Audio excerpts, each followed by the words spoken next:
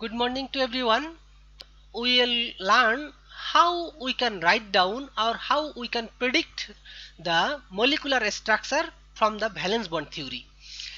In last class we have started but we could not finish due to time. So before going to his hybridization we want to learn about the how the molecular orbital combines or how we can write down the molecular structure using the valence bond theory. You have to follow 5 different steps. Here you can see I have mentioned 5 different steps, and we will learn the rules and then we will have an example, then we will move to the hybridization, sp2 and sp hybridization.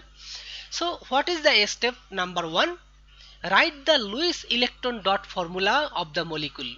If you want to write down the valence bond structure of any molecule, in that case you have to know the Lewis electron dot formula. What is Lewis electron dot formula? Lewis electron dot formula of any molecule or any atom is represented, the electrons are represented like as dot. Total number of valence electrons are represented. So, and from as many as electrons are there, we will consider the electrons as a dot and we will represent only the valence electrons. No inside electrons are represented, just only the valence electrons, and electrons will be represented as a dot. From the Lewis formula, use the VSEPR. What do you know about this VSEPR? Maybe you have some idea, but I'm going to tell you in short. VSEPR, that means V valence shell electron pair repulsion. What does it mean? Valence shell electron pair repulsion. Every word has some meaning. Valence shell, that means the electrons in the outermost shell is known as valence shell.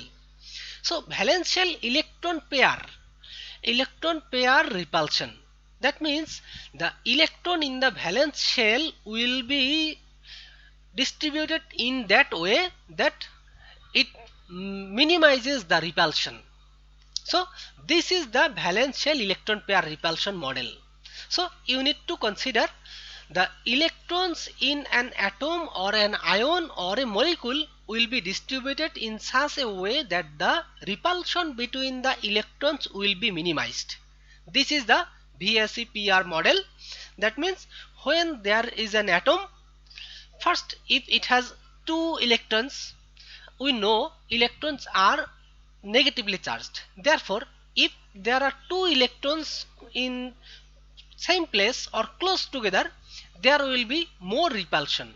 But the VSEPR model describes like this way, that electrons in an atom or in an ion or in a molecule will be located in such a way that the repulsion between the electrons will be minimized. Therefore, if there is only 1 electron, then it can be distributed anywhere.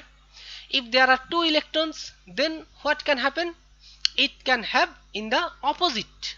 If you consider helium atom, in that case the electrons are residing in opposite side of the, just if 1 electron is in my left hand, another will be in right hand. Maybe consider my head as helium atom, the nucleus, and then the electron will be in one side, left side, another electron will be on right side.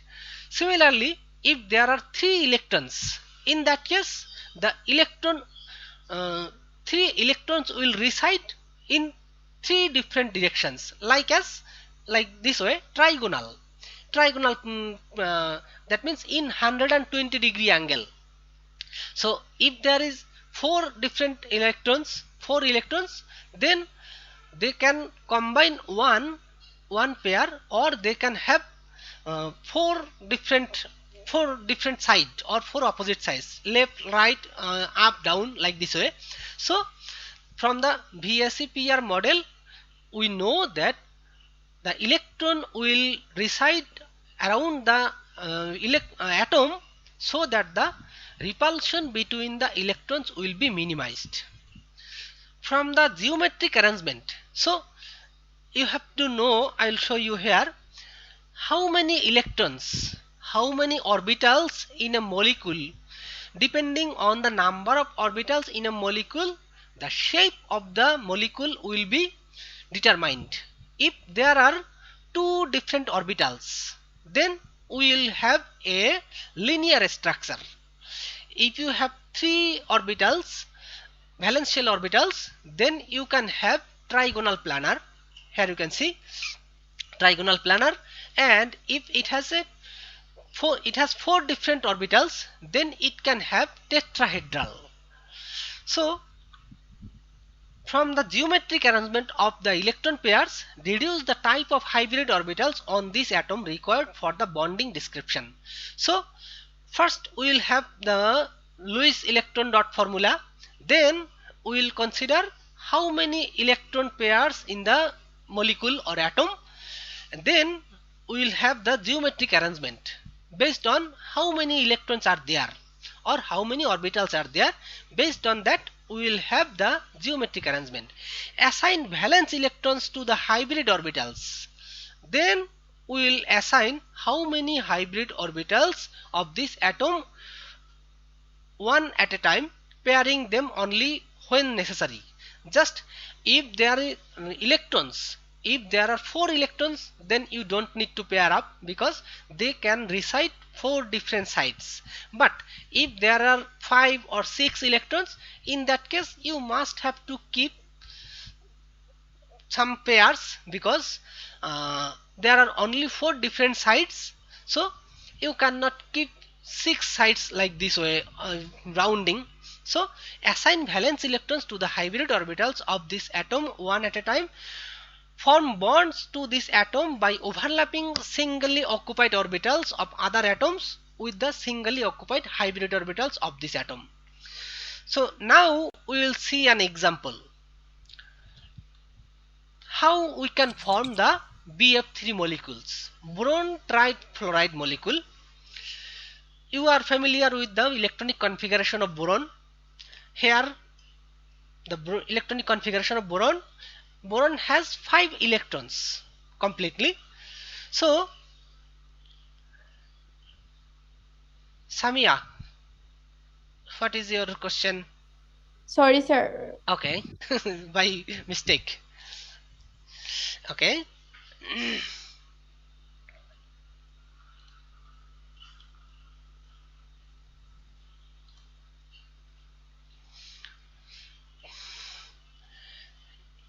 Now you can see the electronic configuration of boron.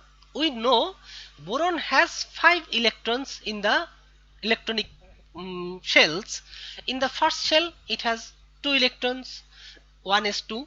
In the second shell it has 3 electrons, and in the 2s orbital, it has 2 electrons, and in the 2p we know 2p orbitals have 3 different suborbitals or subshells.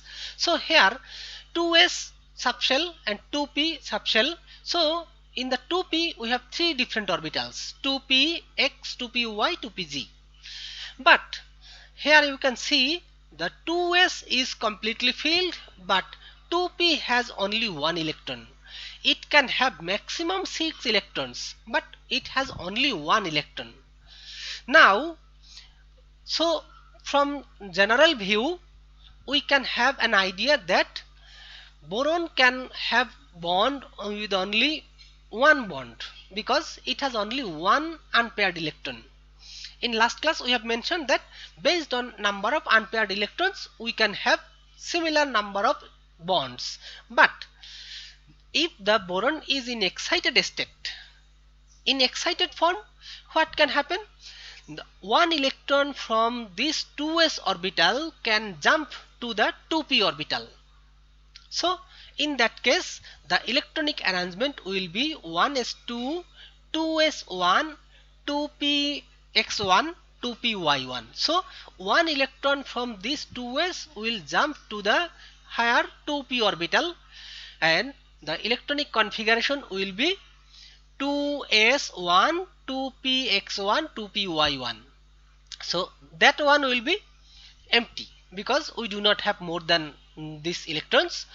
Now if boron, so how many electrons, how many orbitals we have? One, that means 2s, and here we have 2p 2p 2px1 2py1. So we have 3 valence electrons. If you have 3 valence electrons, already we have mentioned in the previous slide that if you have 3 valence electrons, it can have a trigonal planar shape. Here you can see number of orbitals. If you have 3 number of orbitals, then we can have trigonal planar. And hybrid orbitals, how it combined? It can have 1s and 2p. Here you can see there will be 1s and 2px1 2py1, that means 2p and 1s. That means there will be 3 orbitals. So this 2s and 2px1 2py1, if they combine to form, and here you can see the 2p, this one is higher energized but it is empty. So this is empty orbital, and this 2s and 2px1 2py1, they are combining to give same energized orbital, hybridized orbital. This is sp2 sp2 sp2. All of them have the same energy and similar configuration or similar arrangement. Therefore these are the sp2 hybridized orbital, and this is unhybridized 2pg orbital. So this is empty. Now here you can see that we have 3 different orbitals, 3 different sp2 orbitals, and all of them have unpaired electrons. So they can combine with 3 different fluorine atom. Here you can see the configuration of fluorine, electronic configuration. So electronic configuration of fluorine, this maybe you can consider just we are not going to show you all the electrons for fluorine, but we know fluorine has 7 electrons in the outermost shell. Therefore they can have only 1 electron. So when the boron and fluorine combine, they can form a boron fluoride bond. So 1 sp2 of boron and 1 fluorine, that means 2p of fluorine can combine to give a bond which is known as boron fluoride bonds. So here you can see the electron, this blue electron, and this one coming from 3 different fluorine. So they are forming boron trifluoride molecule, and their structure is trigonal planar. As already we have mentioned, if the molecule or if the atom has 3 orbitals, they can form trigonal planar structure, and their electron or hybridization is in sp2 hybridized level. Okay, now what already I have mentioned in the description previously, this has been written here. Just let us check. Write the Lewis dot formula of BF3 molecule. Here you can see the Lewis dot formula. So here the bonded or bonds are represented as a line, but here we have 1 electron, here another electron. So boron has 3 outermost electrons. So here 1 electron, another electron, another electron. So Lewis formula of boron trifluoride, we are writing like this way. Boron, one atom of boron, and it has 3 electrons, and each fluorine atom has 7 electrons. There are 1 2 3 4 5 6, and 1 is bonded to the boron. Therefore it has 7 electrons, but when it is bonded to the boron, it can share its bonded electron, or it can gain electron from boron, so that it can have 8 electrons so that it can fulfill the octet. There are 3 electron pairs about the boron atom. So already we have mentioned, that means boron has 3 electrons in the atom. So they are expected to have a planar trigonal arrangement. Already mentioned, 3 sp2 hybrid orbitals have a trigonal planar arrangement. So here you can see trigonal planar, but actually we are representing here little bit different. It should be in 120-degree angle. So it should be like as 3 different side uh, of a triangle. So it should be in 120-degree angle. That assign the valence electrons of the boron atom to the hybrid orbitals.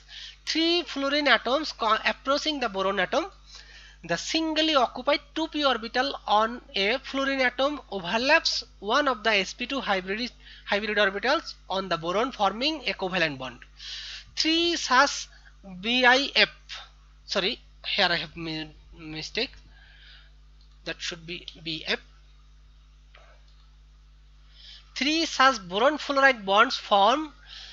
Note that one of the 2p orbitals of boron remains unhybridized and is unoccupied by electrons. It is oriented perpendicular to the molecular plane. So what we are saying here, that this unhybridized orbital, this is empty.